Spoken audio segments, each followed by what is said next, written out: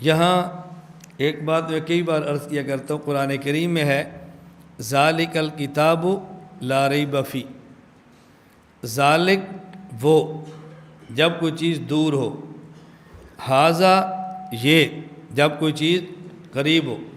قرآن کریم سامنے ہے، قرآن کریم قریب ہے، تو چاہیے تھا ذالک الکتاب کی بجائے ھذا الکتاب کہتے کہ یہ کتاب ہے لا ریب فی، جس میں شک نہیں، لیکن ھذا نہیں فرمایا بلکہ ذالک وہ کتاب جس میں شک نہیں۔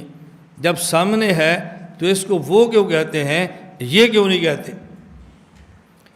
توجہ رکھنا، اللہ رب العزت نے جبرائیل کے واسطے سے رسول اللہ صلی اللہ علیہ وسلم کو دیا، یہ ہے کلام اللہ، رسول اللہ صلی اللہ علیہ وسلم نے پڑھا، یہ ہے قرآن، حضرت معاویہ نے لکھا، یہ ہے کتاب، اللہ نے تکلم فرمایا کلام، رسول اللہ صلی اللہ علیہ وسلم نے پڑھا قرآن، حضرت معاویہ نے لکھا کتاب، لکھا اور صحابہ نے بھی ہے، لیکن جو حضرت معاویہ پہ تنقید زیادہ ہوتی ہے نا، ہم اس لیے ان کا نام زیادہ لیتے ہیں رضی اللہ تعالی عنہ، تاکہ امت کے بچوں کے دماغ میں بیٹھے کہتے معاویہ کاتب وحی تھے۔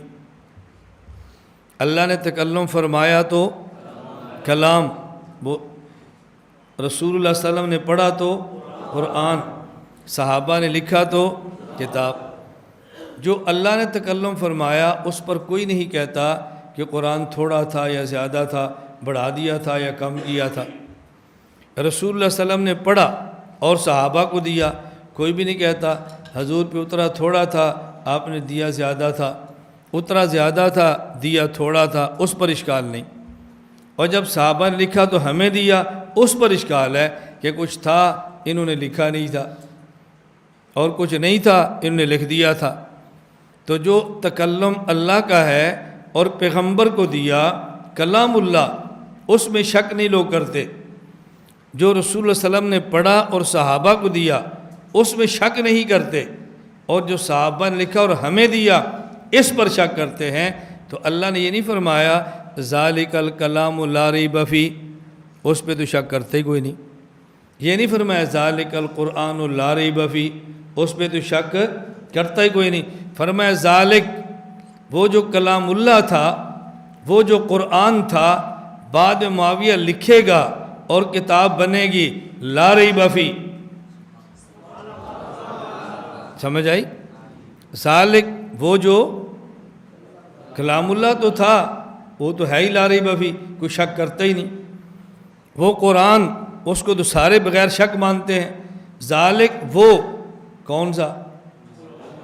جو لکھا جائے گا، کتاب بنے گا لا ریب فی، تو جس پہ شک نہیں تھا اس کا ذکر نہیں فرمایا، جس میں شک ہونا تھا اس کا ذکر ذالک کا کہہ کے الکتاب فرما کے لا ریب فی فرما دیا۔ کیسے اللہ نے صحابہ کا دفاع فرمایا ہے۔ فاتحہ تو اجمال ہے نا، آگے ذالک سے تفسیر ہو رہی ہے، الف لام میم تو مقطعات ہے، جس کو کسی کو پتہ ہی نہیں ہے کیا، ذالک سے قرآن شروع ہوتا ہے، اور شروع ہوتے ہی صحابہ کا دفاع شروع ہو گیا۔ ان کا دفاع ہوگا تو قرآن محفوظ ہوگا نا، ان کا دفاع نہیں ہوگا تو پھر قرآن محفوظ کیسے ہوگا؟